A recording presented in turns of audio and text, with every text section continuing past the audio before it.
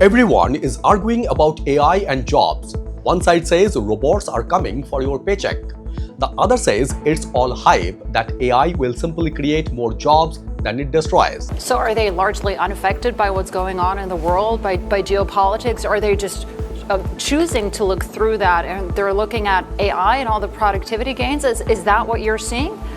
But the latest data is telling us something much more interesting. AI isn't eliminating the American workforce. It is beginning to restructure it from the entry level upward. And if you are a CEO, entrepreneur, investor, or professional, the question isn't will AI take jobs? The better question is which jobs, which skills, and which companies are being reshaped first. So we talk about winners and losers, public, private, China, and the US. How should our clients think about that? It depends on how AI plays out. If you're talking about a model layer winning in the long run, then I think China has a chance because they can be the low-cost producer. If you're talking about the chip layer winning, well, that's probably going to be the US, right? And if you're talking about the application layer, that's another issue entirely. So I think you really have to wait to see which layer the value accrues to. Hi, this is Indranil and welcome to the Spotlight Media and Technology. We are not here for AI hype. We are looking at the numbers, the governance implications, and what this transformation actually means for businesses, workers, and investors. Today, we are decoding what Goldman Sachs Research and the latest US labor market data are telling us about AI and America's workforce.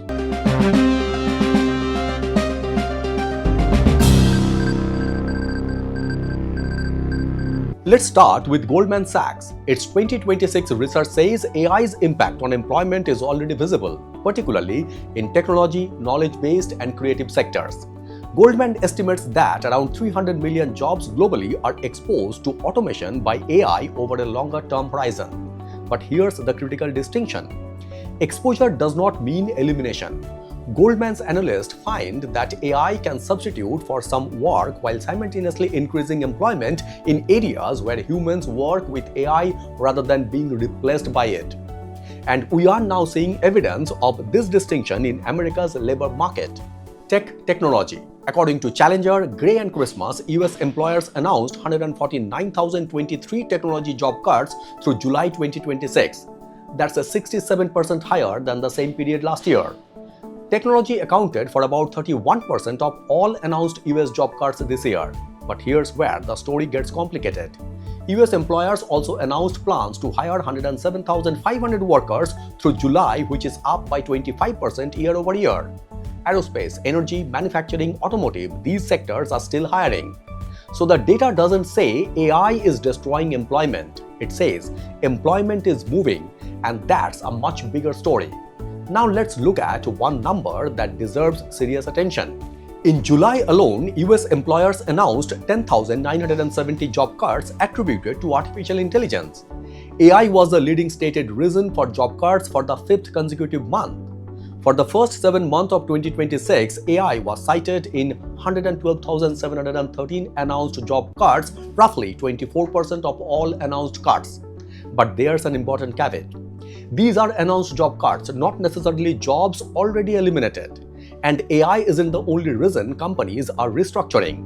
Economic conditions, restructuring, transportation costs, government reductions, and other factors are also driving layoffs. In fact, total US job cuts announced in July fell to 33,429, the lowest monthly level in 2 years. So the headline, AI is causing mass layoffs, is incomplete. The more accurate headline is AI is becoming one of the most important forces behind workforce restructuring, especially in certain sectors. And that distinction matters enormously for investors and business leaders. Now let's get to perhaps the most important part of the story, the entry-level workforce.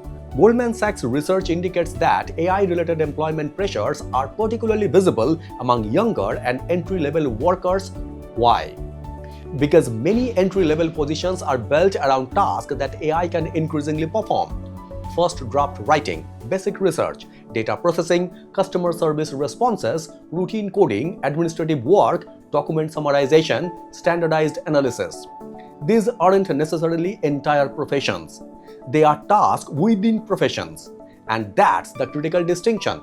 AI doesn't need to eliminate an entire occupation to dramatically reduce the number of people required to perform it. Imagine a company that previously needed 10 analysts to process information. If AI allows 5 analysts to produce the same output, the company doesn't necessarily need to fire everyone, but its future hiring requirement changes.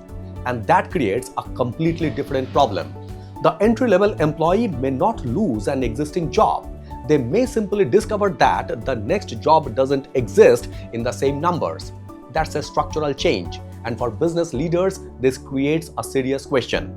If AI reduces entry-level hiring, where will tomorrow's experienced managers come from? Because today's junior analyst is potentially tomorrow's senior analyst. Today's junior lawyer becomes tomorrow's partner. Today's junior marketeer becomes tomorrow's marketing director. If companies automate the bottom of the career ladder too aggressively, they may eventually create a talent pipeline problem at the top. That's a governance issue, not just a technology issue. This is where we apply the Spotlight Media and Technology's ESG perspective. ESG isn't simply about emission. The S for social dimension includes workforce transformation. And AI creates a new social and governance question. Who benefits from productivity gains and who absorbs the transition cost? If a company uses AI to increase productivity, reduce cost, and grow revenue, that can be positive.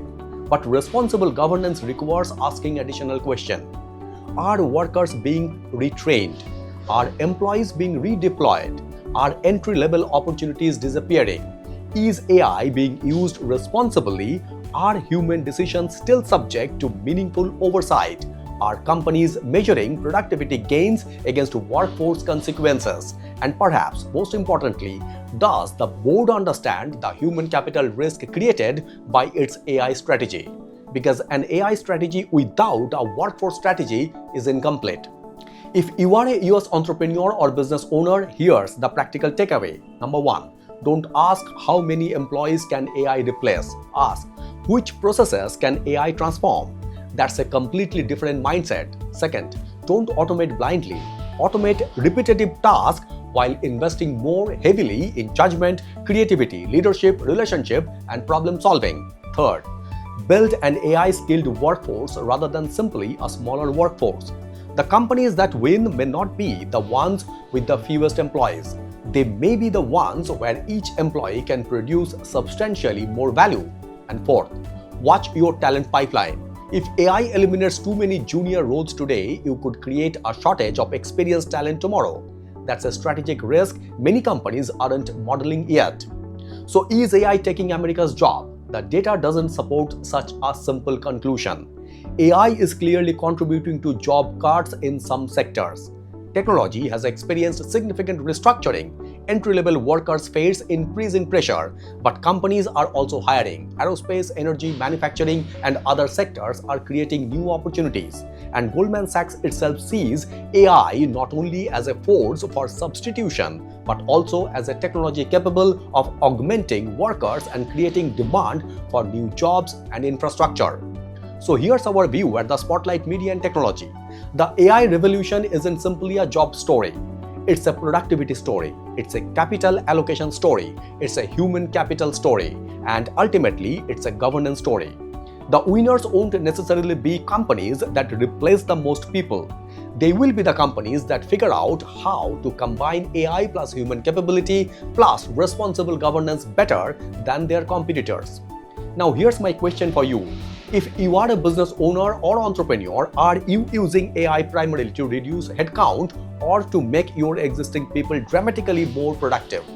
And if you are an employee, has AI already changed the skills your company values? Tell us in the comments. Because this conversation isn't about predicting whether AI will change work. It already is. The real question is, who is preparing for it and who is simply reacting to it? This is the Spotlight Beyond Profession, decoding what the headlines live out. Beyond profession, beyond headlines, beyond borders.